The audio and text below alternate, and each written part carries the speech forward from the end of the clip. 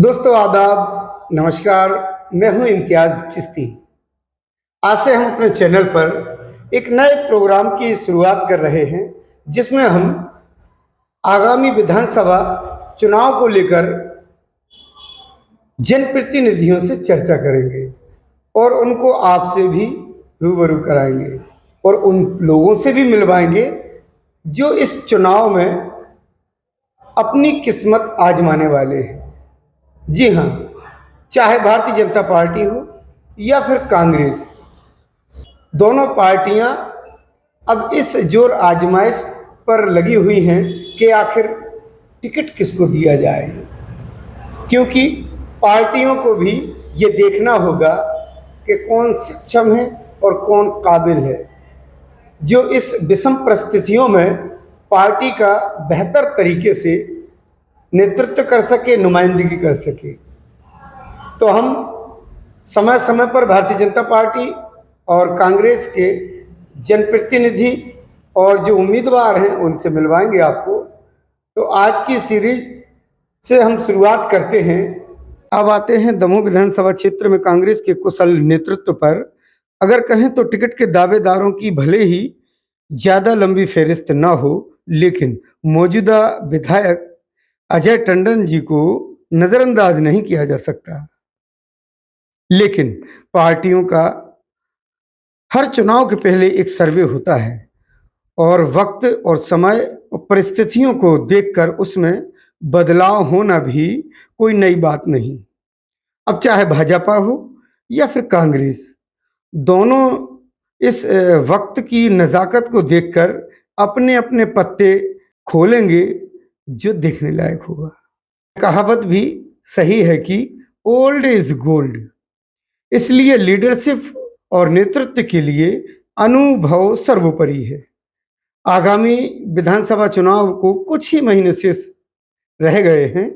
ऐसे में हम अगर दमोह विधानसभा क्षेत्र से कांग्रेस और भाजपा के लीडरशिप की बात करें तो उसे एक ऐसे चेहरे की तलाश होगी जो हर कसौटी पर खरा उतरे, तभी कांग्रेस और भाजपा की नैया पार लग सकती है, जिसमें हर वर्ग को समेटने का मादा हो, हर वर्ग में अच्छी खासी पैठ हो, अन्य समाजों में भी तालमेल बेहतर हो, जो लीडरशिप की भूमिका भी बेहतर तरीके से निभा सके।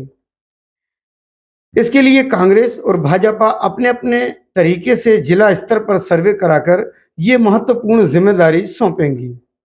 तो आज से हम अपने चैनल के जरिए चुनावी नब्ज टटोलने निकले हैं। आखिर भाजपा और कांग्रेस में वे कौन कौन से दावेदार हैं जिन पर पार्टी अपना दांव लगा सकती है, और कौन सा कैंडिडेट टिकट की दावेदारी में किस पर भारी पड़ सकता है। सबसे पहले आज हम एक वरिष्ठ कांग्रेसी नेता, जो पार्टी में सीनियर होने के बाद भी अपने आप को मामूली सा कार्यकर्ता ही समझता रहा, लेकिन अगर हम उनके कद की बात करें तो पार्टी में एक खास मुकाम रखता है।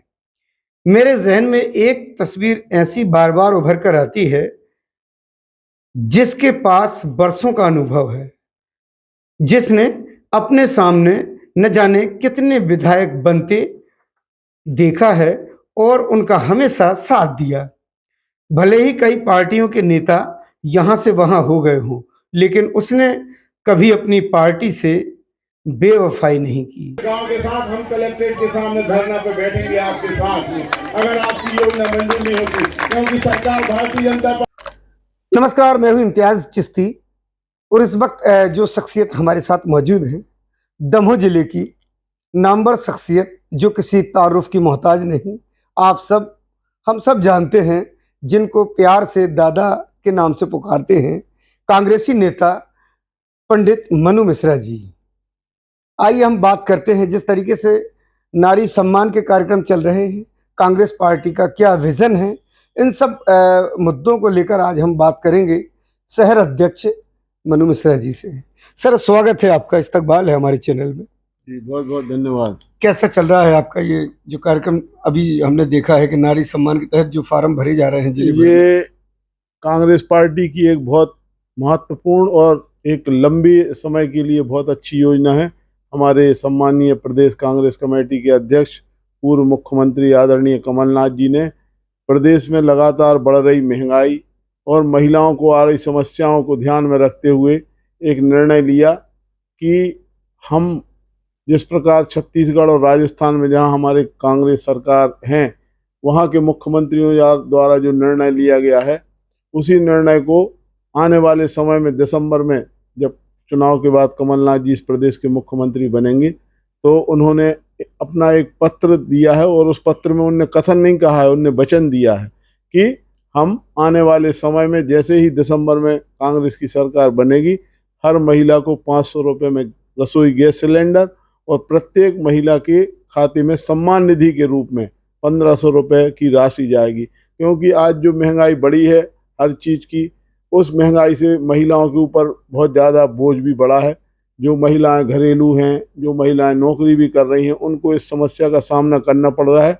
तो उनको राहत देने के लिए 1500 रुपये सम्मान निधि और सिलेंडर के 600 रुपये बचेंगे, क्योंकि अभी 1100-1200 रुपये का 1200-1250 का सिलेंडर मिल रहा, तो 600 रुपया उसकी बचत होगी।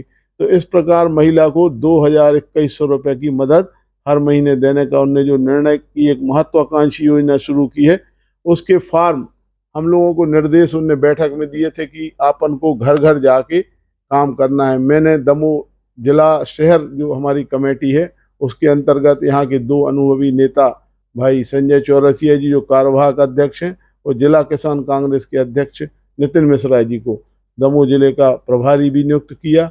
और इन दोनों लोगों ने अलग अलग वार्डों में हम लोगों की इसी महत्वाकांक्षी योजना के फॉर्म भरने शुरुआत की और सभी 39 वार्डों में आज इस काम को गति दी जा रही है। हर वार्ड में लोग जाके हमारे जो मंडल सेक्टर के अध्यक्ष हैं, हमारे सेक्टर के अध्यक्ष हैं, हमारे वार्ड पार्षद हैं, जो पार्षद का चुनाव लड़े हैं, और इसके साथ साथ जो वरिष्ठ नेता हैं पार्टी के, वो इन कार्यक्रमों में लगातार सक्रिय भूमिका निभा रहे हैं। और ग्रामीण क्षेत्र में भी जहां मौका मिल रहा है तो वहां पे भी हम लोग कार्यक्रम में सम्मिलित हो रहे हैं।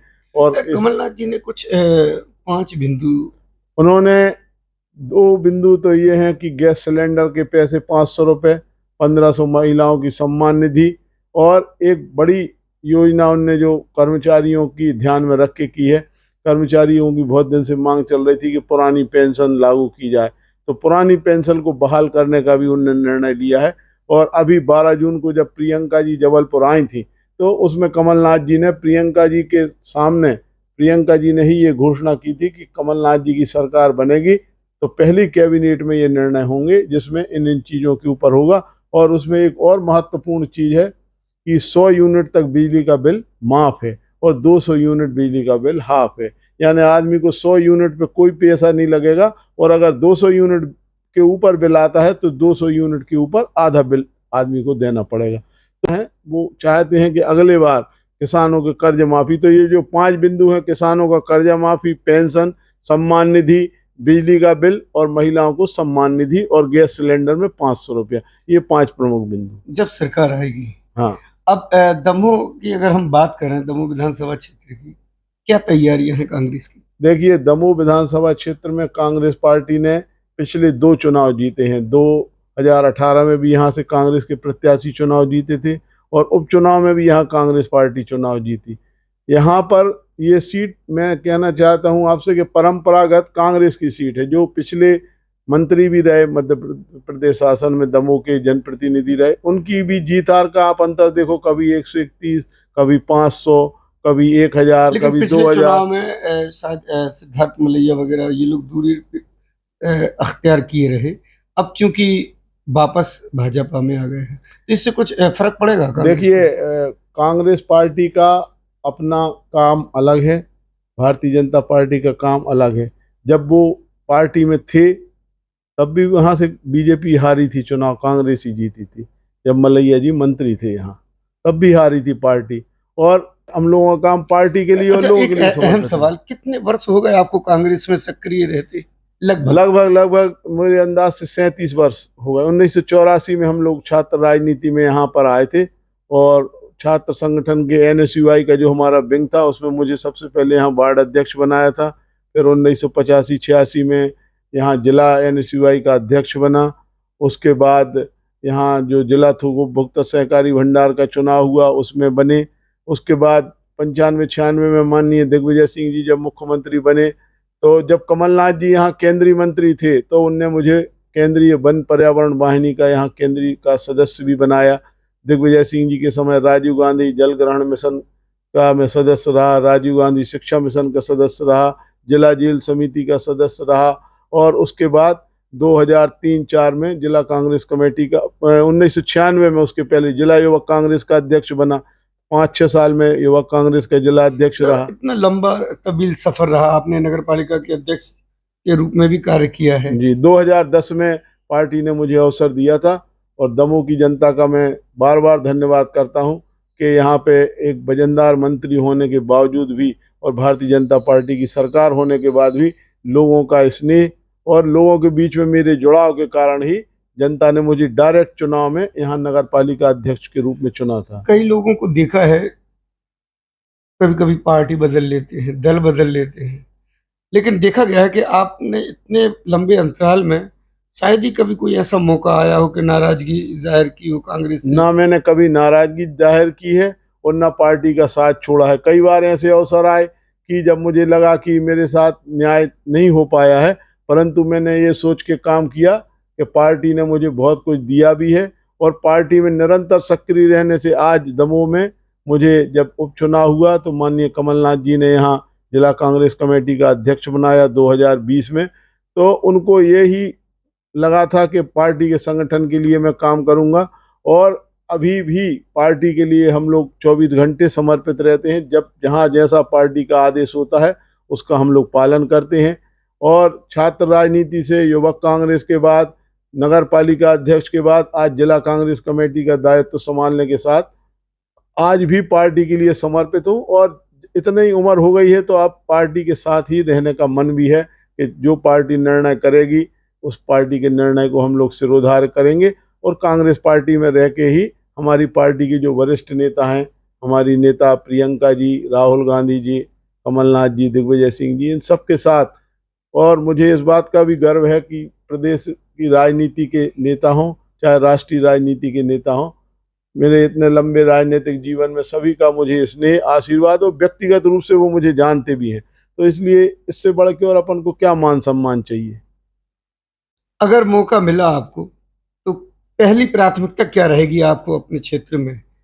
देखिए, जब मैं नगर पालिका अध्यक्ष नहीं बना था उस समय मेरे मन में एक ललक थी कि मैं देखता था कि लोग यहाँ दमोह में पानी के पीले कुप्पे लेके घूमते थे। तो मेरे पास अभी उन पेपरों की कटिंग भी रखी है। जब मैंने नगर पालिका अध्यक्ष का चुनाव लड़ा था तो मैंने कहा था मेरा ये सबसे पहला संकल्प रहेगा कि इस शहर को पीले कुप्पों से निजात दिलाएंगे।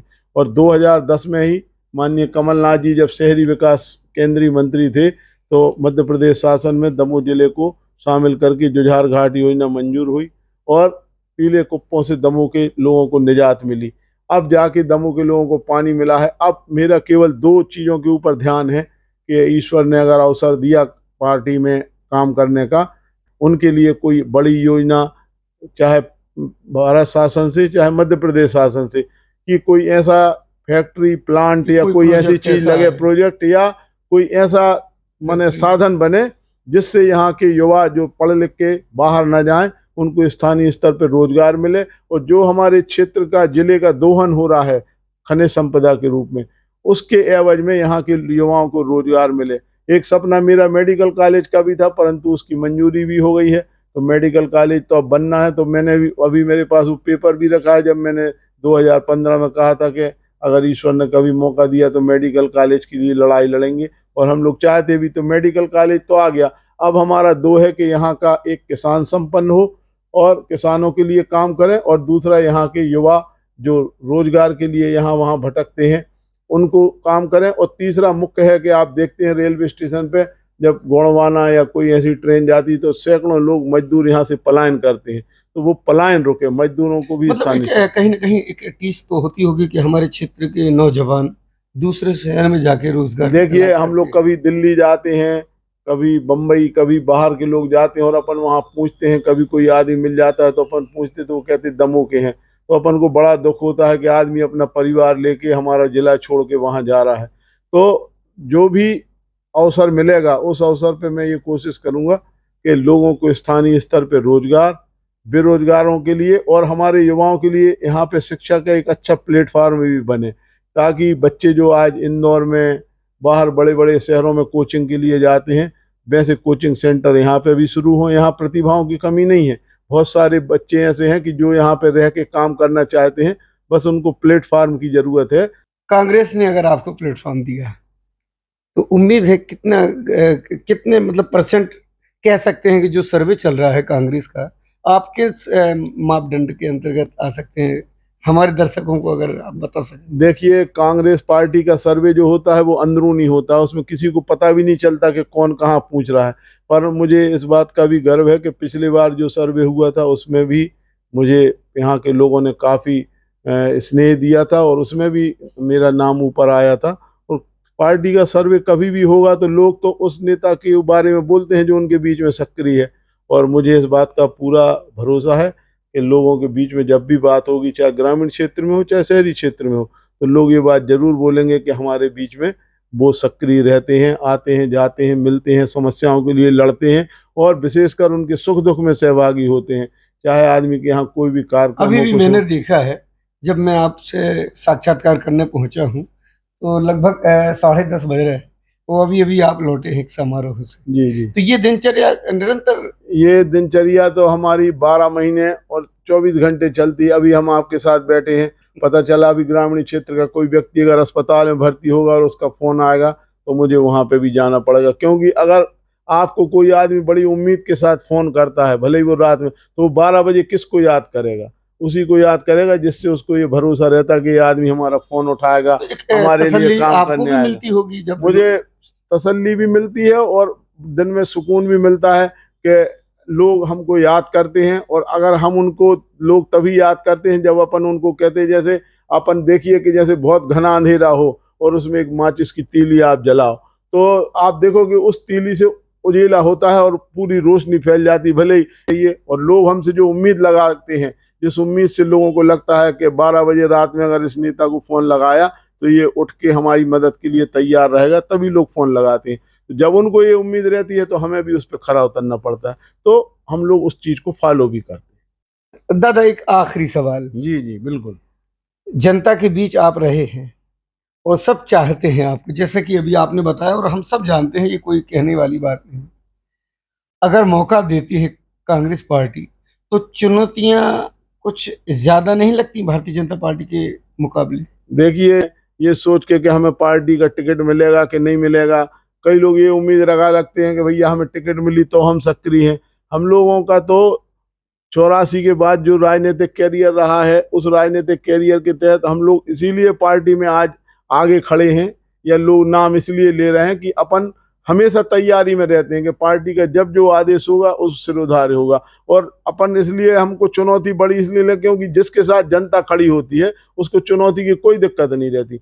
लोगों को, उनको डर रहता है जिसको पब्लिक में उनकी पैठ ना हो, उनका लोगों के बीच में जाना ना हो। अब आप जो इस क्षेत्र के लोग हैं, चाहे आप किसी भी क्षेत्र में चले जाएं, यहाँ से झापन तक चले जाएं, दमोह से बांदकपुर के पास लास्ट गांव है बिलतरा, यहाँ से बांसा चले जाओ, और चाहे दमोह से बालाकोट चले जाओ, और चाहे दमोह से अभाना चले जाओ, जहाँ पे भी बॉर्डर लगेगी उस शहर के 39 वार्डों में नगर पालिका अध्यक्ष के रूप में भी, तो लोगों का जो स्नेह मिला है वो इसलिए मिला है कि हम लोगों की हमेशा सक्रियता रहती है। और जो आदमी हमेशा सक्रिय रहता है, जैसे आपने देखा होगा कि जो बच्चे एग्जाम के 1 महीने पहले पढ़ते हैं तो उनको डर रहता है कि हम पास हो रहे हैं कि नहीं, लेकिन जो बच्चा 1 जुलाई से ये शुरू कर देता है कि हमको तो आज ही परीक्षा देना है, तो वो कभी नहीं डरते। जब भी पेपर लेना हो तो ले लो आप, हम तो तैयार हैं। वाह, 100% की एक बात कह दी है मनु मिश्रा जी ने कि डर और दहशत उनको हो जिन्होंने कभी काम किया ना हो, जो पब्लिक के बीच ना गए हों। ये तो हरदम तैयार हैं, बस परखने की देरी है। और आवाम के बीच में रहने वाले हैं पंडित मनु मिश्रा जी। अगर पार्टी ने मौका दिया तो इनको ज़्यादा फाइट करने की ज़रूरत नहीं पड़ेगी, ये आपको खुद मनु मिश्रा जी ने बताया। तो ये थे मनु मिश्रा जी। अगली शख्सियत से हम फिर मुलाकात कराते हैं किसी और से। तब तक के लिए दीजिए हमको इजाज़त। नमस्कार।